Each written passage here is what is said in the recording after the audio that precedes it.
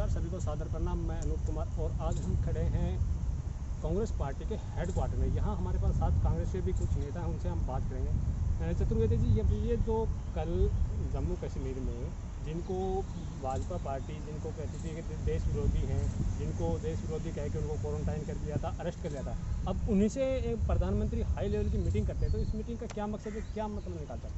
दरअसल इनका मकसद ये है कि उत्तर प्रदेश का चुनाव किसी भी स्थिति में हिंदू मुस्लिम करके जीतना। और इसके अलावा जम्मू की जो मीटिंग है, जम्मू कश्मीर की जो मीटिंग, उससे कहाँ यूपी इलेक्शन का क्या है? अरे भाई, हिंदू मुस्लिम होगा ना भाई। महबूबा मुफ्ती सहित जो हम पाकिस्तान परस्त हैं, और हमारे मोदी जी भी पाकिस्तान परस्त हैं, संघ प्रमुख मोहन भागवत भी पाकिस्तान परस्त हैं। नहीं तो बिरयानी खाने बिना बुलाए थोड़ा हमारे देश के प्रधानमंत्री चले गए होते। कम से कम ये कॉमन सेंस इस्तेमाल करने वाली बात है कि उत्तर प्रदेश का ब्राह्मण न्याय के लिए दर दर भटक रहा है, महिलाओं की आबरू तार तार हो रही है।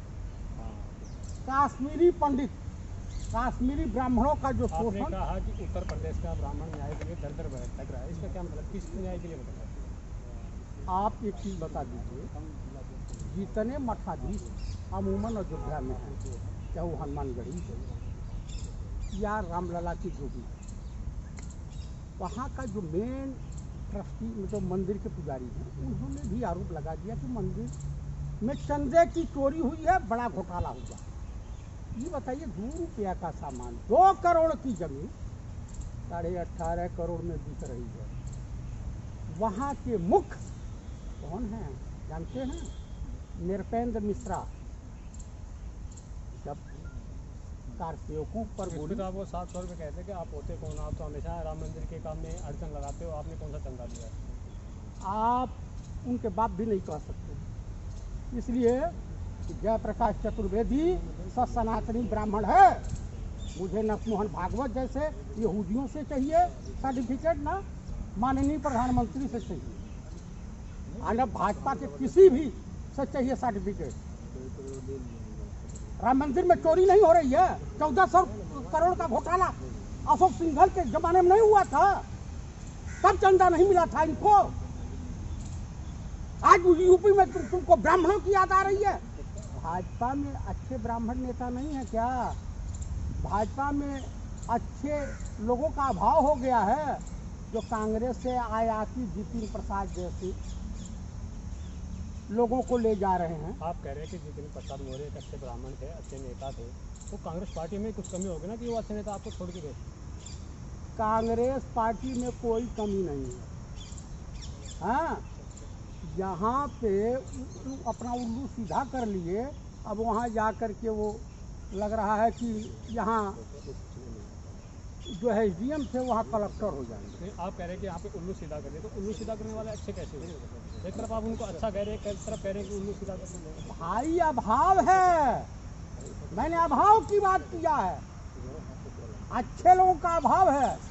उनके वाजपेयी जी मेरठ के पूर्व अध्यक्ष, एक पांडे जी MP हैं, पूर्व अध्यक्ष। केशव मौर्य की हालत देख ही लीजिए, न घर के हैं न घाट के हैं। हाँ, छछून्नर की तरह से लटकते हुए दिखाई दे रहे हैं। ना वहाँ बैकवर्डों का सम्मान है, और ना ही वहाँ ब्राह्मणों का सम्मान है, ना ही वहाँ महिलाओं का सम्मान है। क्या कहते हैं मोहन भागवत में बयान आया था कि अगर पत्नी आपकी सेवा नहीं करती है तो उसको तलाक दे दिया जाए, उसे छोड़ा जा सकता है। अरे भाई निसंतानी, तुम्हारा मुंह सुबह सुबह देख ले तो दिन भर रोटी ना मिले। तुम्हारे वहाँ तो निसंतानियों का ग्रुप है, तो कम से कम ये तो मत कहो महिला पत्नी नौकरानी होती है। जिस माँ से पैदा हुए होंगे मोहन भागवत, वो उनके बाप की नौकरानी थी। अर्धांगिनी कहा जाता है सनातन धर्म में। महिलाओं का सम्मान तो कर ही रहे संघ प्रमुख मोहन भागवत। महिलाओं का सम्मान तो माननीय मोदी जी भी कर रहे हैं। अपनी पत्नी को ही त्याग दिया, कहे कि मैं देश की भलाई के लिए पत्नी का त्याग किए। अरे भैया, इस देश के भलाई के लिए आप अपना त्याग कर दीजिए, प्रधानमंत्री के कुर्सी का त्याग कर दीजिए। 7 साल में तो आपने इस देश को कंगाल बना दिया। करोड़ों हिंदुओं के लाशें जो तैरती हुई और दफन की गई हैं, उनकी अंतरात्मा जहाँ भटक रही होगी या जहाँ होगी, वो आपको बददुआ दे रही होगी। कीड़े पड़ेंगे, कीड़े। ये भाजपा तो सीधे तौर पे आरोप लगा रहे हैं कि जो लाशें गंगा में तैरती हुई मिली हैं वो कांग्रेस पार्टी ने खरीद के रोड डलवाई गई। उनके उत्तर प्रदेश में सरकार को बदनाम करने के लिए। नहीं, उत्तर प्रदेश में पुलिस अधिकारी कांग्रेस के हैं, सरकार कांग्रेस की है, इस देश के प्रधानमंत्री माननीय राहुल गांधी जी हैं, इस देश के राष्ट्रपति माननीय श्रीमती सोनिया गांधी जी हैं, उत्तर प्रदेश की मुख्यमंत्री श्रीमती प्रियंका गांधी जी हैं, या कांग्रेस की सरकार है। अरे ये बेशर्मी और लज्जा भी इन सबों को नहीं आती। अभी सरकार, इसका मतलब सरकार चलाना नहीं जानते हैं, अधिकारी बेलगाम हो गए हैं। यही न कारण है। मेरठ में भी निकला था, ये 2 महीने की कि 1.5 महीने की बच्ची थी, इस तरह से पुलिस वाला उठा के चल रहा। कहा, मैं बयान देखिए बेहूदगी भरा कि मैं इसकी जान बचाना चाह रहा था। अरे उसे गोद में उठा लेते, क्या तुम्हारी बेटी को भी इस तरह से टांग लोगे? वाह! अब वहाँ के पुलिस कप्तान को थोड़ी भी लज्जा नहीं आती।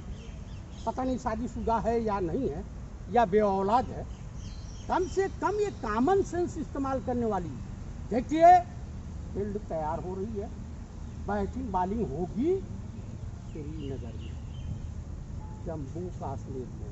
जम्मू अलग ही स्टेट बनेगा, कश्मीर अलग होगा और लद्दाख अलग। तो चूंकि कश्मीर में बैटिंग होगी, वहाँ इन्हीं के लोग धमाके फमाके करके, और वहाँ जो बचे होंगे हिंदू होंगे या कश्मीरी पंडित होंगे, उनका भी सफाया करके और कहेंगे कि ब्राह्मणों की हत्या हो रही है। भाई, ब्राह्मणों की हत्या कोई क्यों करेगा? मुसलमान क्यों करेगा? क्या मतलब है? भाई, इसको सत्ता मिटवाना नहीं है, प्रधानमंत्री वो बन नहीं रहा है। इसका मतलब उत्तर प्रदेश चुनाव जीतने के लिए ये सब प्रोपेगेंडा है और सब ये नाटक रचा जा रहा है। लेकिन उत्तर प्रदेश का ब्राह्मण न योगी आदित्यनाथ के बहकावे में आने वाला है, न माननीय प्रधानमंत्री श्रीमान नरेंद्र दामोदर दास मोदी के बहकावे में आने वाला है, और ना ही संघ प्रमुख जो नकली ब्राह्मण हैं उनके बहकावे में आने वाला। आपसे जानना चाहेंगे, एक तरफ किसान आंदोलन चल रहा है, दूसरी तरफ यूपी चुनाव की साठगांठ चल रही है, जिसमें कुछ दिन पहले बात चली थी कि योगी जी को भी सीएम पद से हटा के केशव प्रसाद मौर्य को आगे लेके आ रहे हैं। तो ये किस प्रकार की राजनीति यूपी में चल रही है? भारतीय जनता पार्टी उत्तर प्रदेश में भ्रम की राजनीति करती है। उसी चरण में ये मुख्यमंत्री को हटाने की, उसको बना, ये तमाम अफवाहों का बाजार गर्म था। और ये उत्तर प्रदेश का चुनाव भारतीय जनता पार्टी योगी जी के नेतृत्व में ही लड़ेगी, लेकिन कांग्रेस पार्टी 403 विधानसभाओं पर ही चुनाव लड़ेगी। निष्ठावान कर्मठ कार्यकर्ताओं को अपना उम्मीदवार बनाएगी। अभी आप चुनाव का परिणाम आने दीजिए, आपको रिजल्ट का मालूम हो जाएगा। उनकी भी बात जनता सुनेगी, कांग्रेस की भी बात जनता सुनेगी, फिर जनता निर्णय करेगी कि किसको वोट देना। उत्तर प्रदेश का किसान परेशान है, महिलाओं पर उत्पीड़न बढ़ा है, युवा बेरोजगार बढ़ा है, व्यापारी परेशान है और वेलफेयर जीरो है। ये बहुत सारे मुद्दे हैं, सामाजिक हैं। एजुकेशन बिल्कुल खराब हो चुकी है उत्तर प्रदेश की, कोई कानून व्यवस्था नाम की चीज नहीं है। जैसे जैसे उत्तर प्रदेश के चुनाव नजदीक आते जा रहे हैं, तो एक कानून की बात होती आ रही है, जनसंख्या नियंत्रण कानून। इसमें कहा जा रहा है कि जिस पर 2 से अधिक बच्चे होंगे उसको सरकारी सुविधाएं नहीं मिलेंगी। देखिए, ना तो योगी जी के संतान है कोई, ना मोदी जी के संतान है, और ना ही मायावती जी के कोई संतान है। तो इनको संतान का महत्व का क्या मालूम? जब तक हमारे देश की जनसंख्या का ग्रोथ नहीं बढ़ेगा, हमारी जीडीपी नहीं बढ़ेगी, हमारा विकास नहीं बढ़ेगा। जनसंख्या एक बहुत बड़ा भारत के विकास के लिए उद्योग है। एक जन संसाधन है। अगर भारत का नागरिक एक पानी की बोतल पीता है तो उस पर भी जीएसटी देता है, टैक्स देता है। पार्ले जी खाता तो उस पर भी टैक्स देता है, सिगरेट पीता उस पर भी टैक्स देता है। भारत सरकार या भारत सरकार का तंत्र सरकार के दिए हुए करों से संचालित है, ना कि सरकार से समाज संचालित है। ये भारतीय जनता पार्टी गलत सोचती है, गलत निर्णय लेती है। जनता ने इनको चुना है। जनता अपने फायदे के लिए, अपने स्वभाव के लिए, अपने विचारों को मिलता जुलता देखते हुए निर्णय बदलती रहती है, अपनी राय बदलती रहती है। हम भी थे 85 में, नहीं आए अभी तक, बहुत सारे कारण हो सकते हैं, हम कल आएंगे। अच्छा भविष्य है हमारा, हमारे साथ युवा जुड़ा है, हमारे साथ महिलाएं जुड़ी हैं, हमारे साथ हर वर्ग का व्यक्ति जुड़ा है, किसान जुड़ा है। ऐसा नहीं है कि उत्तर प्रदेश में कांग्रेस धरातल पर नहीं है। जब रिजल्ट आएगा तो आपको देखना, हम जो आज की स्थिति है उससे कई गुना अधिक मात्रा में वहां पर विधायक जीतेंगे और बहुत अच्छा प्रदर्शन कांग्रेस पार्टी वहां करेगी। आप कह रहे हैं कि ज़्यादा संख्या में विधायक जीतेंगे, कहीं बंगाल वाला हाल तो ना हो जाए, अर्थ से परस पे आ जाए? देखिए, कई बार पूरा हम उत्तर प्रदेश में 98 में 0 आए पार्लियामेंट में। जब 2002 में पार्लियामेंट का चुनाव हुआ, बाई इलेक्शन, फिर हम 10 सीटें लोकसभा की उत्तर प्रदेश के अंदर जीती। उसके बाद हम 4 में जीते, फिर 9 में हम 22 लोकसभा की सीटें जीते। ऐसा नहीं है कि हमारा वहाँ प्रदर्शन खराब है। उत्तर प्रदेश में हमारा प्रदर्शन बहुत अच्छा है। उत्तर प्रदेश की जो जनता है वो बड़ी जागरूक है, बड़ा सोच समझ के निर्णय लेती है और बड़ी भावुक जनता है। ये अलग बात है कि हम अलग तरह की भावनाओं की बात करते हैं, हम बिजली की बात करते हैं, हम एजुकेशन की बात करते हैं, हम शिक्षा की बात करते हैं, हम भाईचारे की बात करते हैं। भारतीय जनता पार्टी हिंदू मुस्लिम की बात करती है, नफरत की बात करती है, वो नफरत की खेती बोती है। और कांग्रेस पार्टी एक प्रेम भाव सद्भावना की का बीज बोती है। चतुर्वेदी जी, आपसे आखिरी में जानना चाहेंगे, जो बीजेपी सरकार है वो केंद्र में आई है तो कहीं ना कहीं हिंदुत्व का मुद्दा और गौ हत्या के मुद्दे पर पूर्ण प्रतिबंध को लेकर आई है। आपको क्या लगता है कि पिछले 7 सालों में कितनी कामयाबी हुई? 0% बढ़ा है, 0% कारोबार बढ़ा है। गौ मांसों की जो जितनी जो है सलाटर हाउस हैं, सबसे ज़्यादा सलाटर हाउस यही संघी होते हैं। आप मेरठ में चले जाइए, संघी भी सलाटर हाउस चलाते हैं। ये सब खुद सलाटर हाउस का जो मालिक होता है, उसमें गाय भी कटती है, भैंस भी कटती है। कहाँ से आती हैं गौएं? अल कबीर गुजरात में हिंदुस्तान का सबसे बड़ा मीट सप्लायर, और उसका जो मालिक है, नाम आपको अल कबीर लगा है, लिखा है, लाइसेंस अल कबीर के नाम पे है। जैसे खान चाचा वाली दुकान थी ना, पकड़ी गई थी, सेम उसी तरीके से नकली खान चाचा, उसका मालिक भी संघी है। डायरेक्टर जितने भी हैं वो सब संघी हैं। तो भैया अब धीरे धीरे उनकी पोल पट्टी खुलने लगी। ये बताइए, जो राम को, प्रभु राम को धोखा दे सकता है, अब भरे मार्केट में बेच सकता है, वो मानवता का मूल्य और इंसानियत की इसके वहाँ क्या कदर हो सकती है? ब्राह्मण मरे, हिंदू मरे, मुसलमान मरे। भाजपा में एक नारा है, ऐसी बानी बोलिए जम के झगड़ा हो, हिंदू मुस्लिम कट मरे, सत्ता अपनी हो। ये वाली कहावत ये चलता है। तो जिस प्रकार से आप कह रहे हैं कि हिंदू मुस्लिम पे एक जीरो रही है, क्या आपको लगता है जो अभी आप बता रहे हैं कि ये जम्मू कश्मीर के चुनाव को लेकर मीटिंग को लेकर के हिंदू मुस्लिम करना चाहते हैं, क्या कितने कामयाब हो गए या कामयाब हो गया नहीं? दरअसल अब इनकी पोल पट्टी सब लोग खुल चुकी है। ये मुजफ्फरनगर, अब बीजेपी की सरकार ने तो उत्तर प्रदेश में मुजफ्फरनगर जैसा दंगा हो गया होता।